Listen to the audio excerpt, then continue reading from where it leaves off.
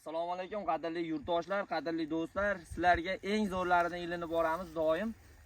Bu xudo xolasa Karmen noki, mana ko'rib turibsizlar, Karmen noki juda ham ser hosil va erta mevaga kiruvchi noklardan. Nokimiz 4 yosh, 5 yoshda, xudo xolasa mana hosili zo'r. Hammasida 4 kilo, 5 kilodan bir sxemada ekilgan. Bu yog'i 5, 5 ga bir sxemada ekilgan. Juda ham zo'r holatda meva oladi, ranglari ham tiniq. Ertaki nok hisoblanadi. Bugun 18-iyun sanasida shu holatda mevalari yetilib pishdi. Hozirgi kunda narxi kamida 25 ming 30 ming so'm sotilyapti.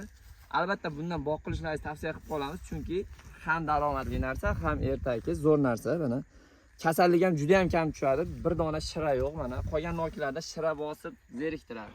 Bu nokimiz umuman shira pira hech nima tushmaydi. Bu tomonlarida ham mana mevalari hammasi shunaqa meva olgan, ser hosil narsa.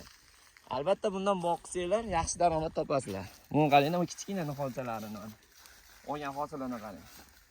Bu tomonlari hammasida mana meva turibdi, hamma shoxida. Qisqasi zo'r nok do'stlar, bundan oshiq nok yo'q. Ekinglar, tavsiya beramiz, yaxshi nok hisoblanadi. O'zbekistonning sharoitiga o'rnashadi, eng muhimi shu. Bu tomonlari ham, homni bog'da ham ko'rsatib o'ring.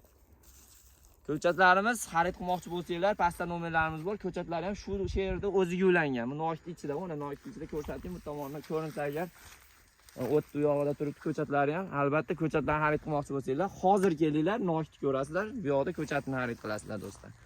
Sog' bo'linglar do'stlar. Like, podpiskani bosib, bizni kuzatishda davom etinglar do'stlar.